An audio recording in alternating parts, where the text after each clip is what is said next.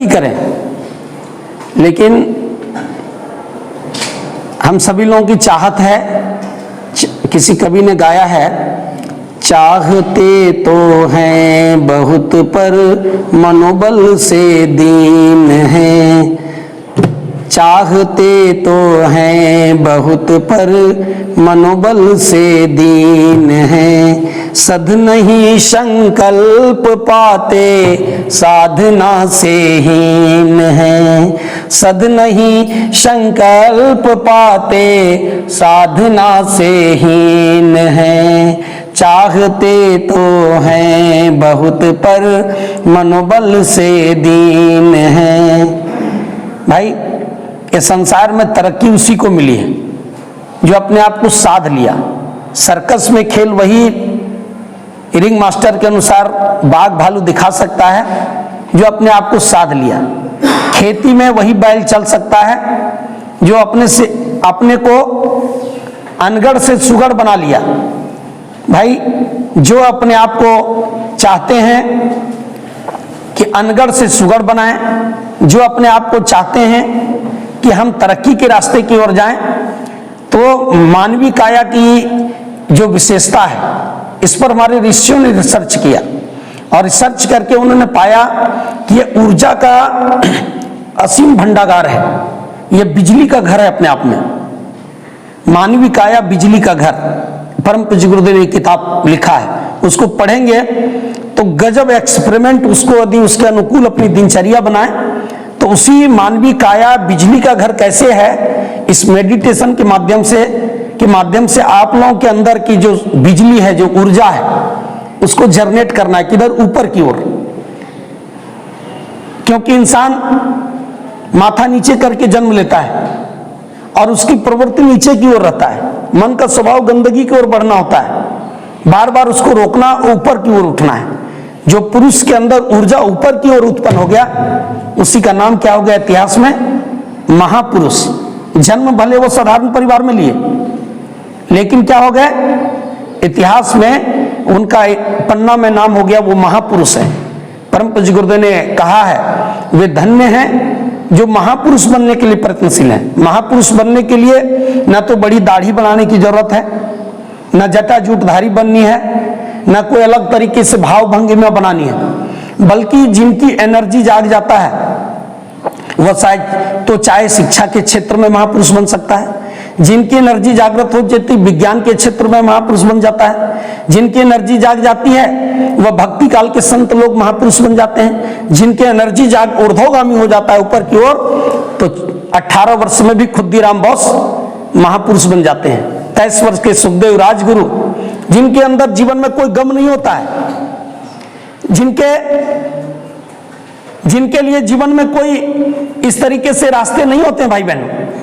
इसलिए हम लोगों को विचार करने की जरूरत है। सोचो जरा, करो मन में विचार, युवा जवानी मिले ना बारंबार।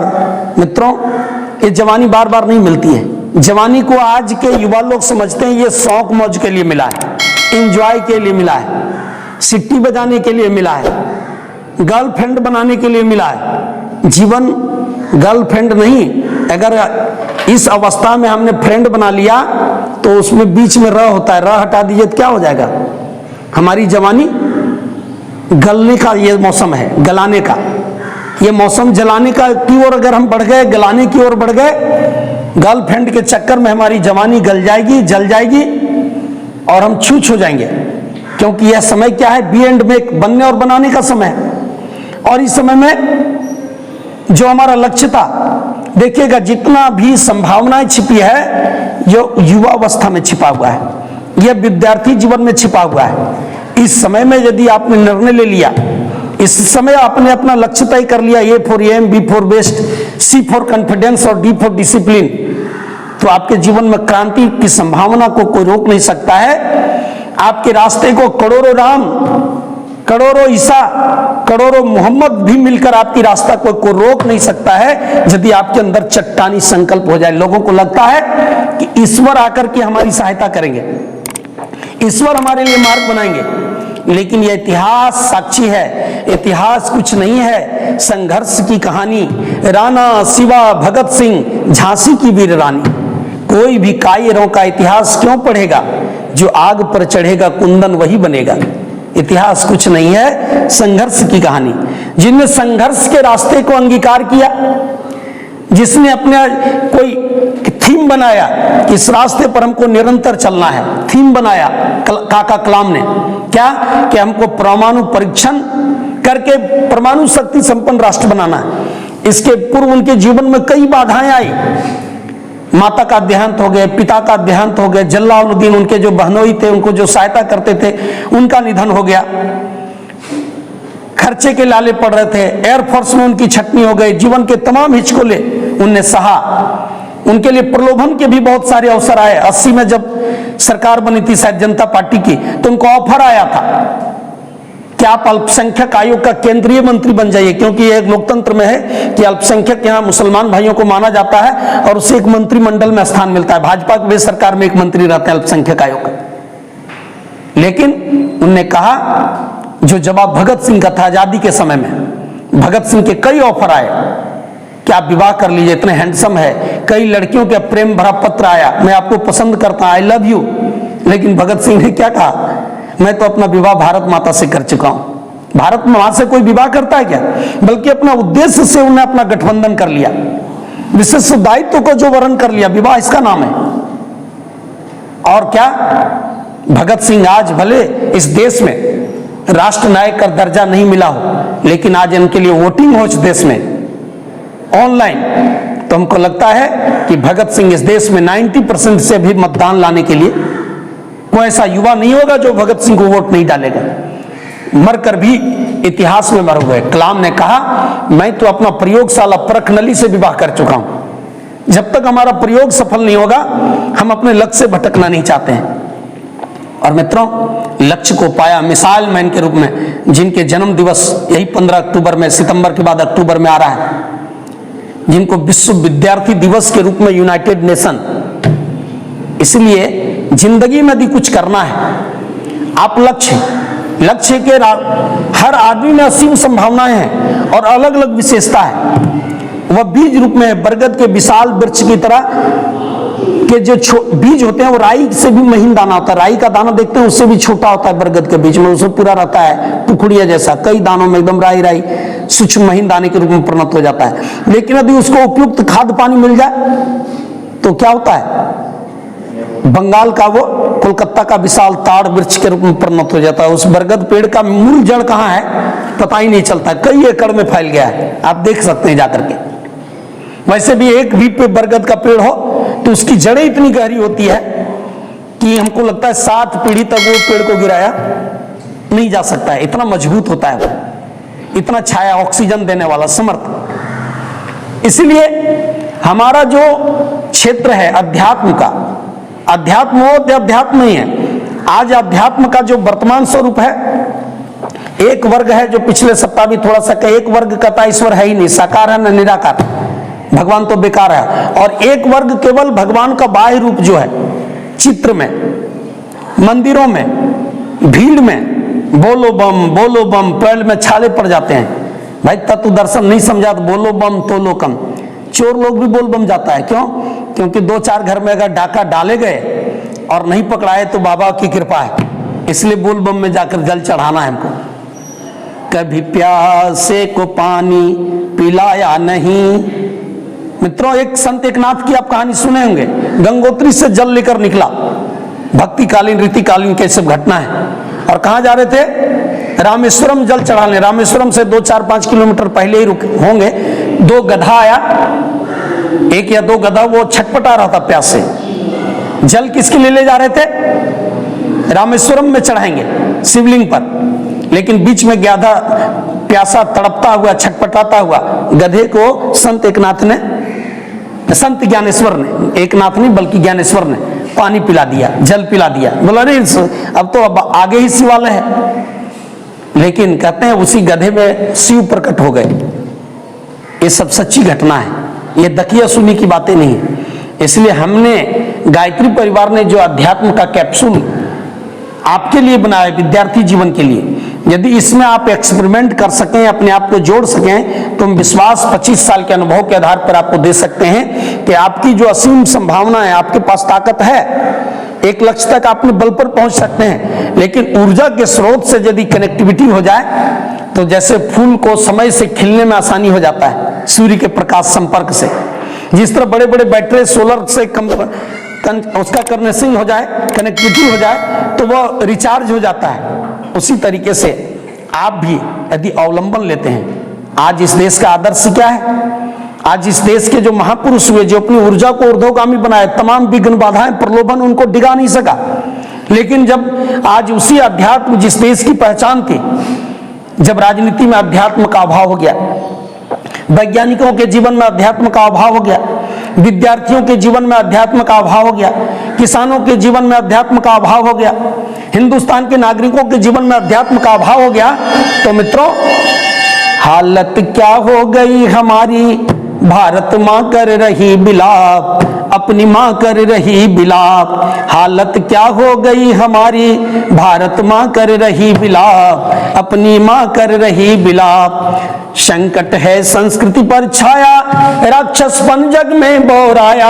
आज अध्यात्म का मतलब क्या हो गया कि कुछ विशेष लोगों के लिए धर्म है, लेकिन जो भारत का अध्यात्म है वह सबरी के झोपड़ी तक पहुंचता है।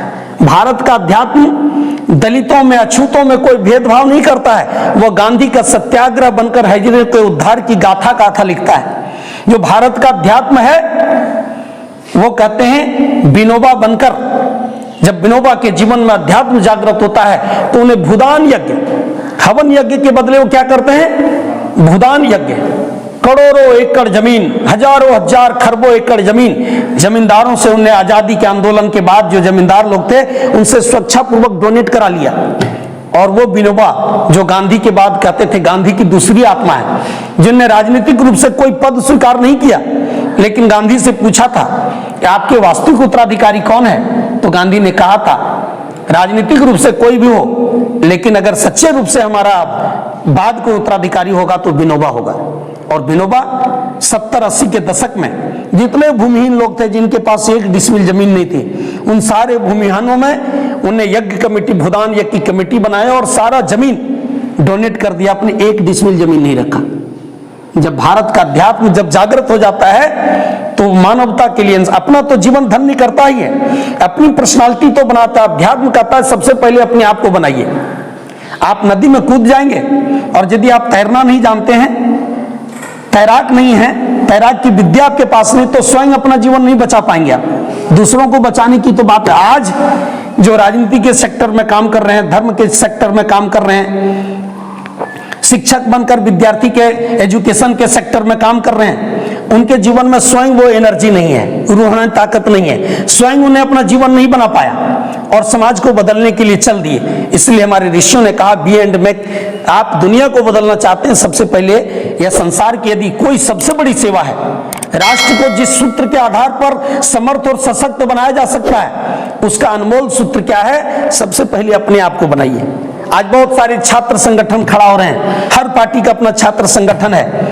जो कोलंबस कॉलेज में, मार्खम कॉलेज में, यहाँ के विभिन्न आनंदा कॉलेज में जो सेक्रेटरी का चुनाव, अध्यक्ष का चुनाव, एबीवीपी, बहुत सारे संगठन है जो चुनाव लड़ती है और छात्र संगठन को एकताबद्ध करता है। लेकिन मित्रों वो तो अध्यक्ष बन जाते हैं, वो तो सेक्रेटरी बन जाते हैं, लेकिन हमारा जीवन खाली का खाली रह जाता है। इसलिए अभी आप सिर्फ अपने बारे में सोचें, हम अपने जीवन को अच्छा कैसे बना सकते हैं। और अच्छा बनाने का जो कैप्सूल है उसी का नाम गायत्री महामंत्र है। गायत्री मंत्र के विज्ञान पर अभी आप जाएंगे हमारे आश्रम में शांति कुंज, तो वहां अलग से एक वैज्ञानिक लैब बनाया हुआ है, लेबोरेटरी, जहां मंत्र विज्ञान पर शोध हो रहा है। गायत्री मंत्र का जब हम जप करते हैं तो जैसे किसी जलाशय में ढेला फेंकते हैं तो वहां से वाइब्रेशन तरंग उत्पन्न होती है, और वो कहते हैं 7 बार ऐसे करके जाता है आगे तक, और फिर जहां से तरंग उत्पन्न हुआ वहीं आकर लौटता है।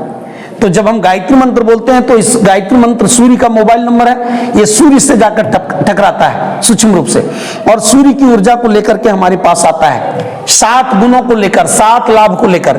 क्यों? क्योंकि ये जो दुनिया बनी है इसका आधार सूर्य है। यह पृथ्वी सौर मंडल का सदस्य है, यहां जो भी जीवन पाते हैं सूर्य के कारण पाते हैं। सूर्य में 7 रंग है, इसको सर आइजैक न्यूटन ने सिद्ध किया प्रिज्म के जरिए। इसी का प्रति छाया इंद्रधनुष है और इसीलिए दुनिया में सप्ताह के कितने दिन बने? 7 दिन को। पूरी पृथ्वी को कितने टुकड़ों में बांटा गया? 7 महादेश, उसी को कहते हैं सप्तद्वीपा वसुंधरा। इसीलिए इसको वेद कहता है 7 लोक। ज्योग्राफी में भी हम लोग 5 मंडल के बारे में पढ़ते हैं, भूमंडल, ओजन मंडल, आयन मंडल, क्षोभ मंडल, संताप मंडल। अर्थात जो वेद में है उससे हमारा विज्ञान, हमारा ज्योग्राफी, हमारा भूगोल, हमारा साइंस अलग नहीं है, सब उसी का प्रतिरूप है। अगर ओजन मंडल यहां से 16 किलोमीटर ऊपर ना हो तो सूर्य की पारावैंगनिक किरणें जो 90% रोक लेता है, कितना पृथ्वी पर आता है जितना हम लोगों को जरूरत है। एक चिट्टी भी उस सूर्य के प्रकाश को सह सकता है, एक हाथी भी इतना कुलित रूप से आता है। इसका क्या कारण है? यहां से 16 किलोमीटर यह धरती का रक्षा कवच है जिसको ओजन मंडल कहते हैं। आज पोल्यूशन के कारण उसमें छिद्र हो रहा है। सभी लोग छात्र संगठन बनाने में व्यस्त हैं, लेकिन आज हम प्रकृति को कैसे बचाएंगे, अपने परिवार को कैसे बचाएंगे, आज युवा को अश्लीलता के जहर से कैसे बचाएंगे? किसी के पास कोई थीम नहीं है। यह झांसी रानी के देश में सबसे बड़ा स्थान कौन पा लिया आज युवाओं के जीवन में रोल मॉडल के रूप में? कैटरीना कैफ, सनी लियोनी। झांसी की रानी तो एक दिन जयंती के दिन किसी तरह केवल, लेकिन उसको रोज फॉलोवर करते हैं, करोड़ों मिलियन में उसका फॉलोवर्स हैं। क्या करेंगे राष्ट्र के लिए? वो कौन है? एक रणवीर कपूर थे ना, रणवीर सिंह, वो कौन सा वीर और रन में जीत का काम किया भाई? केवल अपना पूरा कपड़ा उतार दिया और उसी कारण युवाओं को रोल मॉडल बन गया। ऐसे नंग धड़ंग लोग, कपड़ा उतारने वाले लोग, अश्लीलता का जहर फैलाने वाले लोग, युवाओं को पथभ्रष्ट करने वाले लोग, युवाओं को नशे के दलदल में बदल धकेलने वाले ये फिल्मी कलाकार के लोग, ये क्या करेंगे?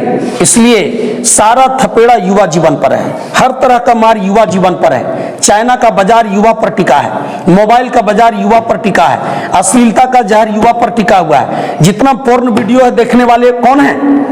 अगर सर्च किया जाए, जैसे हम यूट्यूब अपना जो यहाँ से जारी करते हैं उसमें सर्च किए तो कंपनी देखा सबसे 18 से 24 साल का युवा, हमारा 65% वीडियो उसी को वही लोग देखता है, क्योंकि उसी के लिए हम काम करते हैं। सबसे ज्यादा पटना में लोग देखते हैं, 23%। पटना युवा प्रकोष्ठ, इंदौर, मुंबई, महाराष्ट्र, नागपुर। अरब में भी 3% लोग देख रहे हैं यहाँ के प्रोग्राम को यूट्यूब चैनल के माध्यम से। ये तो पूरे वर्ल्ड का चीज हो जाता है। इसलिए ये असीम संभावना, अभी देखने में आपको छोटा लग रहा है, सभी कोचिंग संस्थान पैसे के लिए सेंटर चला रहे हैं कि टारगेट पूरा हो जाए, लेकिन हम जो यहाँ एक दिव्य संकल्प लिए, 25 साल तक झारखंड के गलियों में घुमा, विद्यालयों में घुमा, कॉलेजों में घुमा, तब हमारे अंदर एक प्रेरणा हुआ कि हम लोगों को एक छोटा सा संकल्प लेना चाहिए, एक सेंटर विकसित करना चाहिए। इसके अलावा केवल हम हजारीबाग में ही समय नहीं देते हैं।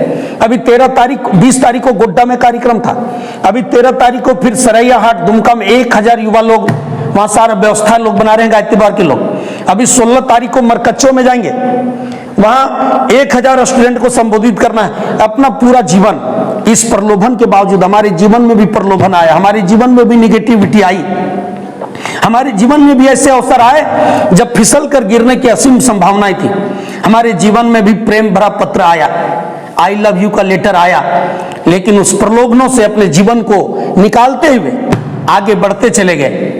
जिस तरह नरेंद्र को ठाकुर ने पकड़ लिया था कस करके, वह चाहते थे कि हम इधर नहीं जाएं, लेकिन ठाकुर उसको छोड़ा नहीं। उसी तरह हमारे जीवन में उधर जो खड़े हैं परम पूज्य गुरुदेव पंडित श्री राम शर्माचार्य जी, कई बार हमारे सपनों में आए और बोले आइए सुरेश जी हम लोग को युग निर्माण करना है। हम भटकना चाहे, लेकिन उन्होंने कस कर हमको पकड़ा कि आपको युवा जीवन के लिए कुछ करना है, युवा के जीवन में क्रांति खड़ी करनी है। और मित्रों, देखते देखते हजारों युवाओं को झारखंड में बदलता चला गया और बदलने की दिशा में, क्रांति की दिशा में आगे बढ़ रहे हैं। इसलिए हमारी आप लोगों के साथ शुभकामनाएं हैं।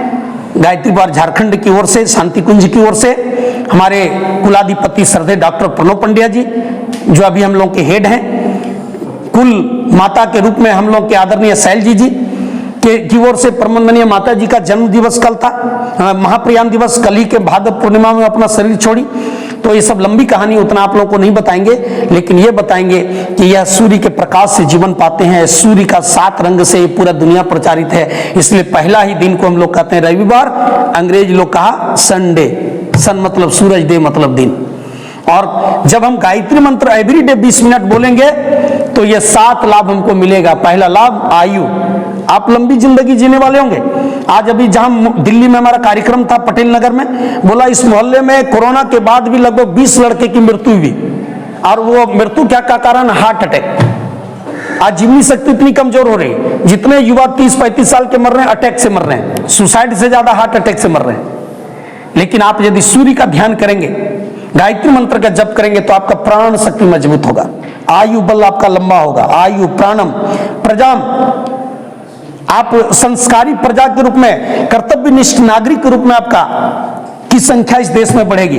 पशुम, आपके अंदर जो पशु प्रवृत्ति है, जो जानवर वाला जीवन है, जान तो हम लोग के है, लेकिन जो वर इसमें जुट गया, जानवर की जो प्रवृत्ति होगी, किसी भी बहू बेटी को देखते हैं तो हमारे मन में निगेटिविटी आ जाती है, अपनी बहुबारी के बारे में चिंतन नहीं करते हैं। तो पशु प्रवृत्ति को भी महापुरुष के रूप में परिणत करेगा, ऊर्जा ऊपर की ओर उठेगी, अग्नि की लपेटे की ओर। पशु प्रवृत्ति आपका धीरे धीरे निगेटिविटी, एक दिन की यात्रा नहीं है। बिगड़ने में यदि 20 वर्ष लगा तो संभलने में 20 साल 6 महीना का समय लगेगा, लेकिन विश्वास रखना पड़ेगा। ऊर्जा ऊर्ध्वगामी होगी। आप ही कल नरेंद्र से विवेकानंद के रूप में, आप ही साधारण बनिए से गांधी के रूप में, आप ही एक गए गुजरे स्थिति से शुद्ध बुद्ध चैतन्य आत्मा के रूप में आपका परिणत होगा। आपका रिफाइनमेंट होगा, रिसाइकलिंग होगा, आपका गुड बेटर बेस्ट। आज गुड है, यहां आने लगे, कल बेहतर बनेंगे, बेटर। और आने वाला जमाना जब 10 साल के बाद, 5 साल के बाद किसी सेक्टर में जाएंगे, तो सेक्टर में आप बेस्ट, बोला हमारे ऑफिस का सबसे अच्छा कर्मचारी, सबसे अच्छा सर्किल ऑफिसर कौन है, सबसे अच्छा बॉस कौन है, सबसे अच्छा व्यापारी कौन है, सबसे अच्छा बिजनेसमैन कौन है, तो इस श्रेणी में आपको हजारों लोग फॉलो करेंगे यदि आप सूर्य को 20 मिनट फॉलो करना शुरू कर दिए। तो इस शुभकामना के साथ गायत्री मंत्र असीम ऊर्जा का स्रोत है, पशु प्रवृत्ति निगेटिविटी को समाप्त करेगा, धीरे धीरे उसका ऑपरेशन करता है सूक्ष्म रूप से। पशु कृत्रिम, हर आदमी चाहता है कि हमारी कीर्ति, हमारा जस बढ़े, चारों तरफ हमको लोग जाने, हमारा फ्लोवर बढ़े। तो कहते हैं अगरबत्ती और धूप चलाते हैं तो जिधर हवा जाती है सुगंध उधर ही जाता है, लेकिन सत्कर्मों की सुगंध हवा के विपरीत जाता है, वो चिरता हुआ अरब की धरती तक पहुंचता है। यहाँ का कार्यक्रम वो पटना और इंदौर तक पहुंचता है। इसलिए सत्कर्मों की सुगंधी पूरी दुनिया में फैलती है। जिस तरह आपका एक एबिलिटी रहा तो कीर्ति, आपका नाम भी होगा, जस भी फैलेगा। द्रविणम, आप यदि निमित्त गायत्री उपासना से जुड़ते हैं, आज बेरोजगारी का दंश है, युवाओं में सबसे बड़ा डिप्रेशन का कारण बन रहा है, हम क्या करेंगे, कौन सा रोजगार हमको मिलेगा। गायत्री मंत्र एक ऐसी उपासना है, आपके अंदर ऐसी बुद्धि का विकास करेगा, ऐसे लोगों से आपका संपर्क जोड़ेंगे कि आने वाले 5 सालों के बाद यहाँ आने वाला एक भी लड़का, चाहे सरकारी सेक्टर में जाए, प्राइवेट सेक्टर में जाए, लेकिन जहां भी जाएंगे अच्छा जगह आपको मिलेगा, और आपके जीवन में बेरोजगारी नाम का चीज तो कहीं रहने वाला है ही नहीं। ऐसी एबिलिटी आपकी विकसित हो जाएगी, अर्थात आपको धन की भी कमी नहीं पड़ेगी। द्रविणम, छठा चीज। और 7वां कहते हैं ब्रह्म बल, ब्रह्म वर्चस्व। ब्रह्म बल किसको कहते हैं? जो धन बल, बुद्धि बल, विद्या बल से भी जो ऊपर की चीज है, जिसको रूहानी ताकत कहते हैं। ऐसी ताकत जिसके सामने ये तीनों ताकत फेल हो जाता है। मित्रों, वो ब्रह्म बल जब इंसान के अंदर आता है तो एक से एक लोग उसके सामने सरेंडर करता है। वह आया किनके सामने? भगत सिंह के जीवन में आया। वो ब्रह्म बल किसके जीवन में आया? तो बाल गंगाधर तिलक के जीवन में आया। पेट का ऑपरेशन हो रहा है और वह कह रहे हमको क्लोरोफॉर्म मत सुनाइए, केवल गीता ग्रंथ दे दीजिए। वो पढ़ते रहे, उनका पूरा पेट का ऑपरेशन हो गया। बाल गंगाधर तिलक उप तक नहीं किया। ये क्या है? इसको कहते हैं ब्रह्म बल। ऐसा आत्मबल, ऐसा ब्रह्म बल धीरे धीरे आपका विकसित होता चला जाएगा और आने वाली पीढ़ियां भी आपको फ्लो करेगी। आपके जीवन में नशा का कोई स्थान नहीं होगा। कभी भी नशा आपको अपने शिकंजे में नहीं ले सकेगा। यदि आपके जीवन में भी युवा प्रकोष्ठ 1.5 साल से स्टार्ट किया, एक लड़का हम लोग का गया है, रितलाल, बाल संस्कार शाला में समय देता था, चला गया रांची।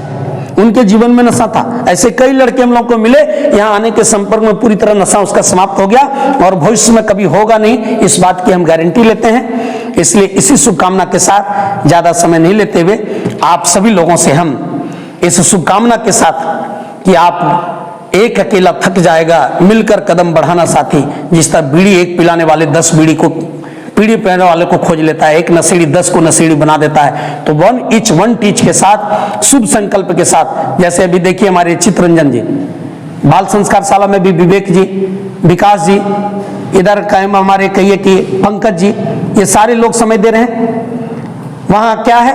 वह विद्यार्थियों के एबिलिटी को विकसित करने का, आपको यदि पढ़ाई में आप कितना आपका स्तर है, आप जांच के, आप तो कोचिंग कर रहे हैं, आप अपना जांचेंगे कैसे? तो इसलिए आपके बेहतरी के लिए, आपकी एबिलिटी के विकास के लिए हम लोग ये स्लम एरिया का जो बच्चा है, जिनके माता पिता रिक्शा चला रहे हैं, अमीर घरों में जाकर झाड़ू पोछा कर रही है जिनकी माँ, ऐसे गरीब दिनहीन के बच्चों को हम लोग कोविड काल से भुइयां टोला में संस्कार शाला निःशुल्क कोचिंग चला रहे हैं, शाम में 5 से 6 1 घंटे का। उसमें 3-4 स्टूडेंट जाता है, कोई मैथ पढ़ा रहा है, कोई इंग्लिश पढ़ा रहा है, कोई हिंदी पढ़ा रहा है, 1 घंटे का मन से कोचिंग दे करके और अच्छी अच्छी बात बताते हैं। सारे बच्चे लोग आप साफ सुथरा रहना सीख गए, सब में एक एबिलिटी, और जो जा रहे हैं सारे लोगों का एबिलिटी अपने आप है। अगर आप हर दिन नहीं जा सकते, संडे को छुट्टी रहती है, हर दिन पढ़ाई होती है, जिस दिन आपको समय हो तो आप जाकर देखिए, जांचिए, परखिए, 1 घंटा पढ़ाइए, देखिए आपका एबिलिटी कितना अच्छा से। जब निःशुल्क रूप से वहां पढ़ा के आएंगे कि अंततः आपको खुशी होगी, अंदर से आपको आपका आत्मबल विकसित होगा और ऐसी ताकत आपको प्राप्त होगा जो आपकी सफलता के रास्ता को कोई रोक नहीं सकेगा। तो इसलिए आप सभी युवा विद्यार्थी, जितने लोग विपरीत परिस्थिति, एक मैसेज के आधार पर, समय परिवर्तन के आधार पर भी आप लोग पहुंचे हैं, निश्चित रूप से आपका सौभाग्य का सूर्योदय जगने वाला है। इसलिए अपना आइडियल, अपने जीवन के लक्ष्य को चुनें और सबसे पहले अपने जीवन को बेहतर बनाने के लिए आप संकल्पित होकर जाएं। एवरीडे 20 मिनट गायत्री मंत्र का जप और सूर्य का ध्यान, यह नियमित रूटीन बना लें। और सुबह का समय सबसे बेहतर है, सुबह मस्तिष्क के वायरस को दूर बनाने के लिए ध्यान, फेफड़े के वायरस, जो हृदय रोग की मरीजों की संख्या बढ़ रही है, तो फेफड़ा में धीरे धीरे ऑक्सीजन भरिए, पूरा फेफड़ा को फुलाइए। अगर मन ही मन 4 बार सांस खींचें तो 2 बार मन ही मन गिनिए, उतना देर तक फेफड़ा में सांस रोक कर रखिए, उसका आधा टाइम, और फिर धीरे धीरे छोड़िए। ऐसा कम से कम 20 बार रोज कीजिए। इससे फेफड़े में आपका हार्ट अटैक और वो प्रॉब्लम नहीं होगा, ऑक्सीजन की मात्रा बढ़ेगी, खून का हीमोग्लोबिन की मात्रा बढ़ेगी और बहुत सारे स्वास्थ्य में आपका सुधार होगा। और थोड़ा सा आप योग वगैरह का भी सीखने का, हम लोग पीडीसी का क्लास पटना में होता है, जो युवा विद्यार्थी लोग जाना चाहें तो 5-10 की संख्या में आने जाने में जो किराया लगेगा और आप लोग 5 दिन का पीडीसी करके चले आएंगे, जो लोग वरिष्ठ लोग हैं जो शुरू से आ रहे हैं, तो फिर हम लोग यहीं स्टार्ट करा देंगे। गायत्री मंदिर झंडा चौक में है, जहाँ रहने ठहरने की सारी व्यवस्था है, फिर यहीं हम लोग पीडीसी की क्लास चलाएंगे, लेकिन 5 विद्यार्थियों को आना जाना पड़ेगा। तो इसी शुभकामना के साथ अपनी वाणी को यहीं विराम देते हैं।